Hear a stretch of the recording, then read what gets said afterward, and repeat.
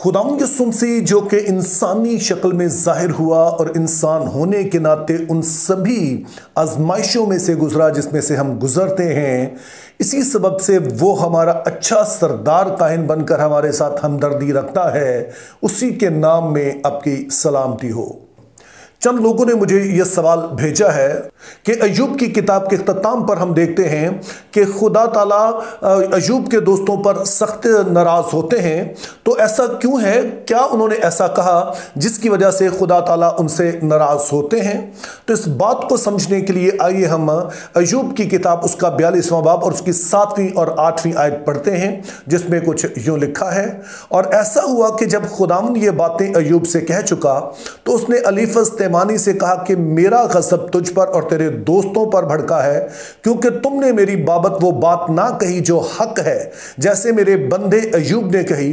बस अब अपने लिए 7 बैल और 7 मेंढे लेकर मेरे बंदा अय्यूब के पास जाओ और अपने लिए सोखनी कुर्बानी गुजरानो, और मेरा बंदा अय्यूब तुम्हारे लिए दुआ करेगा, क्योंकि उसे तो मैं कबूल करूंगा, ताकि तुम्हारी जहालत के मुताबिक तुम्हारे साथ सलूक ना करूं, क्योंकि तुमने मेरी बाबत वो बात ना कही जो हक है, जैसे मेरे बंदे अय्यूब ने कही। तो अब ये आयत बड़े ही वाज़े तौर पर हमें बताती हैं कि खुदा अय्यूब के दोस्तों से इसलिए नाराज है क्योंकि उन्होंने खुदा के मुतालिक वो बात नहीं कही है जो सच है, जिसका दूसरा मतलब यह है कि उन्होंने खुदा की एक गलत तस्वीर पेंट की है, उन्होंने खुदा के बारे में कुछ गलत बातें कही हैं। तो अब सवाल ये पैदा होता है कि अय्यूब के इन दोस्तों ने ऐसी कौन सी गलत बात कह दी कि खुदा उनसे इतना नाराज है। तो जब आप इस पूरी किताब को पढ़ते हैं और इन अय्यूब के इन दोस्तों की पूरा आर्गुमेंट्स पढ़ते हैं, तो उनका जोर एक ही बात पर है कि अगर खुदा ने ये सारी मुसीबत तुम पर आने दी या खुदा तुम पर ये मुसीबत लाया है, तो उसका सबब यह है कि तुमने जरूर कोई गुनाह कर रखा होगा। अब इनकी इस बात में 2 प्रॉब्लम पाए जाते हैं। पहले नंबर पर तो ये खुदा को इस तरह से पेश कर रहे हैं जैसे कि वो मुंतकिमुल मजाज खुदा है, जो कि इस बात के पीछे लगा रहता है कि कब कोई शख्स जो है वो गुनाह करे और वो फटाफट उसे सजा दे। दरअसल जब मूसा ने खुदा से कहा कि मुझ पर तू अपने जलाल को जाहिर कर, मैं तुझे देखना चाहता हूं, तो खुदा ने कहा कि मैं तेरे सामने से अपनी भलाई का, अपनी जात का इकरार करता हुआ गुजरूंगा। और फिर जब खुदा ताला उसके सामने से गुजरते हैं और अपनी जात को उस पर जाहिर करते हैं, तो वहां पर बताते हैं कि खुदावंद खुदाए रहीम और मेहरबान, जो कहर करने में धीमा और शफकत और वफा में गनी है।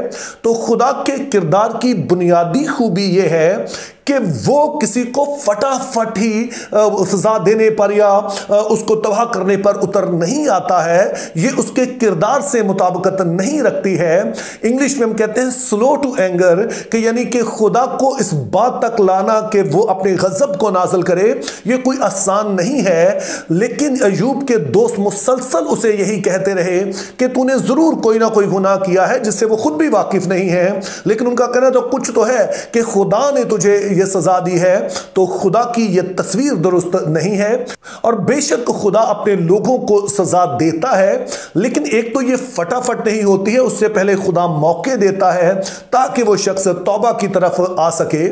जैसा कि हम पढ़ते भी हैं कि खुदा की ख्वाहिश हमेशा ये रहती है कि सबकी तौबा तक नौबत पहुंचे, लेकिन फिर अगर वो किसी तरह से किसी को सजा दे भी तो वाज़े तौर पर उसे बताकर सजा देता है, चूंकि इस सजा का मकसद उसे बदला लेना नहीं होता है, बल्कि इसका मकसद अपने लोगों की सलाह करना होता है, ताकि एक तरफ तो वो शख्स जिसको खुदा सजा दे रहा है वो सुधर भी जाए और फिर दूसरे लोग भी इससे इबरत हासिल करें। तो आम तौर पर वाज़े तौर पर खुदा बताता है कि ये काम वो क्यों कर रहा है। तो खुदा के बारे में इस तरह की तस्वीर पेश करना कि जैसे वो गलतियां ढूंढता रहता है, खताएं ढूंढता रहता है कि कब कोई गलती करे और वो उसे सजा दे, तो ये दुरुस्त बाइबल मुकद्दस की तशरीह नहीं है, ये खुदा की दुरुस्त तस्वीर नहीं है। और इसीलिए खुदा अय्यूब के इन दोस्तों से नाराज होता है।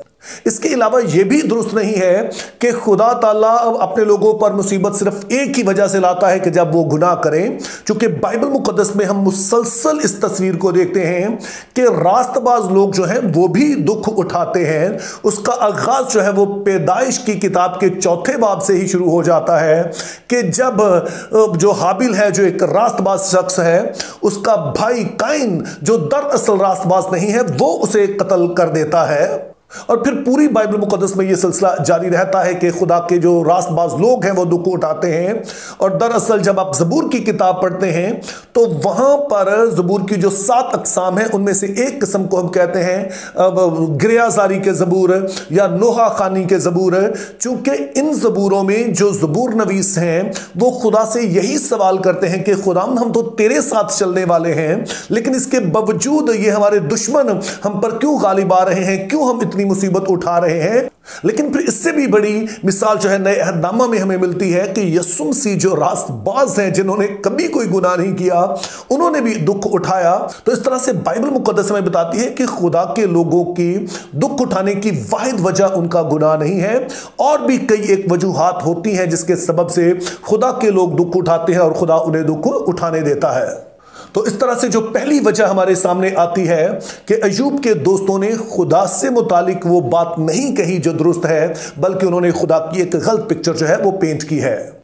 और फिर खुदा के अय्यूब के दोस्तों से नाराज होने की दूसरी वजह भी इसी हवाले में हमें बताई गई कि खुदा ने जब अलीफस तेमानी और उसके दीगर साथियों से कहा कि तुम अब कुर्बानी के जानवर लेकर अय्यूब के पास जाओ और वो तुम्हारे लिए 100 अपनी कुर्बानी गुजरानेगा और वो तुम्हारे लिए दुआ करेगा, तो फिर ही मैं तुम्हें माफ करूंगा। तो उसके पीछे वजह यह थी कि खुदा ये उन्हें बताना चाह रहा है कि अय्यूब ने दरअसल कोई गुनाह नहीं किया है। चूंकि अय्यूब रास्तबाज है तो इसी सबब से जब वो दुआ करेगा तो फिर ही तुम्हारे गुनाह माफ होंगे। तो खुदा यहां पर अय्यूब की जो रेपुटेशन है ना सिर्फ उसे बहाल करते हैं, बल्कि इन लोगों को बताते हैं कि जो कुछ तुमने अय्यूब के बारे में कहा है वो भी गलत है। अब ये दूसरा एक बड़ा ही अहम असूल है जो बाइबल मुकद्दस हमें सिखाती है। ये हम जानते हैं कि जो 10 अहकाम है उनमें से एक हुक्म है, 9वां हुक्म है कि तू अपने पड़ोसी के खिलाफ झूठी गवाही ना देना, यानी कि उसके बारे में कुछ ऐसा ना कहना जो कि ठीक नहीं है, जो कि उसकी बदनामी का बायस बन सकता है, जो उसके लिए किसी तरह से नुकसान का बायस बन सकता है। तो तुमने उसके बारे में कोई झूठी बात नहीं कहनी है, कोई झूठी बात नहीं फैलानी है।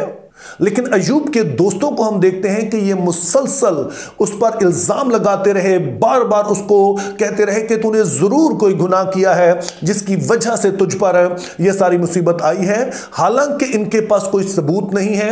अय्यूब इनसे पूछता भी है कि ठीक है, अगर गुनाह किया तो कौन सा किया है, लेकिन इनके पास ना तो कोई सबूत है, ना इन्होंने उसे गुनाह करते देखा है। और दरअसल अय्यूब की पूरी जिंदगी इनके सामने है, लेकिन इसके बावजूद हम देखते हैं कि ये उस पर इल्जाम तराशी करते हैं। यूं खुदा का जो एक वाज़ेह हुक्म है कि तू अपने पड़ोसी के खिलाफ वो झूठी गवाही ना देना, उसके बारे में कोई ऐसी बात ना करना जो सच पर मबनी नहीं है, लेकिन जब ये करते ही रहे तो खुदा ने ना सिर्फ अय्यूब को रास्तबाज ठहराया, बल्कि इनसे कहा कि तुम उसी के पास जाओ और वो तुम्हारे लिए दुआ करे, तो फिर तुम अपने इस गुनाह से तुम्हें माफी मिलेगी।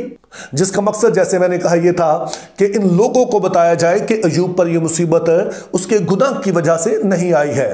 अब जो हवाला हमने पढ़ा इससे हट के अगर हम पूरी बाइबल मुकद्दस की रोशनी में अय्यूब के इन दोस्तों को देखें, इनका रवैया देखें, तो इसमें फिर हमें तीसरी बड़ी प्रॉब्लम नजर आती है, और वो है रूहानी गरूर।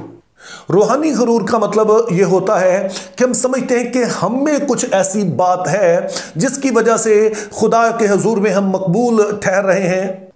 और इसका इजहार आमतौर पर इस तरह होता है कि जब हम दूसरों पर उंगलियां उठाते हैं, दूसरों में से कीड़े निकालते रहते हैं कि फलां शख्स गलत है, फलां शख्स गलत है, तो इस तरह से ये रूहानी गुरूर का एक इजहार होता है। और यहां पर अय्यूब के दोस्तों में इसकी बड़ी ही वाज़ेह झलक हमें नजर आती है कि ये अय्यूब से कहते हैं कि तूने कोई खौफनाक गुनाह किया है जिसकी वजह से तेरा सारा कुछ जाता रहा है, तेरी ये बुरी हालत हो गई है। या दूसरे अल्फाज में ये अय्यूब से कह रहे हैं कि अगर हमारे साथ ये सारा कुछ नहीं हुआ है तो इसका मतलब है कि हमने ये सारा कुछ नहीं किया है, तो तूने चूंकि कुछ ऐसा किया है तो इसीलिए तेरे लिए ये बड़ी मुसीबत आई है। तो यूं इनकी जिंदगी में ये तीसरी बड़ी बात नजर आती है जिसको हम रूहानी गरूर कहते हैं, घुमंड कहते हैं। अब इस सारी गुफ्तगू से हम दो बड़े असबाब सीखते हैं। पहले नंबर पर तो आपने जहन में रखना है कि जब भी कोई दुख उठाता है, खुदा के लोग हों या कोई भी, लाजमी नहीं है कि वो अपने गुनाहों की वजह से दुख उठा रहा हो, क्योंकि बाइबल मुकद्दस में बताती है कि खुदा के लोग दुख उठाते हैं और उसकी कई एक वजूहात होती हैं। और दूसरी चीज हमने जहन में रखनी है कि सोशल मीडिया के इस दौर में हमारे लिए बड़ा आसान हो गया कि हम किसी पर भी उंगलियां उठाना शुरू कर दें। हमारे लिए बड़ा आसान हो गया कि किसी भी मखसूस शोबे के लोगों के बारे में जो कुछ हमारे मुंह में आए हम उसे बोल दें, जो दरअसल आजकल होता भी है। लेकिन मेरे अजीजों, हमने अभी देखा कि एक तरफ तो ये झूठी गवाही है जिसके बारे में बाइबल मुकद्दस वाज़े तौर पर हमें बताती है कि हमें ऐसा नहीं करना है, और दूसरी तरफ ये रूहानी घुमंड भी है, क्योंकि जब हम दूसरों पर उंगलियां उठाते हैं तो हम कह रहे हैं कि दरअसल हम बहुत अच्छे हैं, दूसरे सारे बुरे हैं, जिसकी वजह से उनके साथ ये होना चाहिए या हो रहा है और हमारे साथ नहीं हो रहा है या नहीं होना चाहिए, क्योंकि हम तो बहुत अच्छे हैं। लेकिन बाइबल मुकद्दस में ये सबसे बड़ा गुनाह समझा जाता है और हमने इससे महफूज रहना है, क्योंकि अगर कोई इसको जारी रखे तो वो इस बात का ख्याल रखे कि खुदा उसकी ये गलती उसी पर ला सकता है। Think biblically, live purposefully, have a very good day.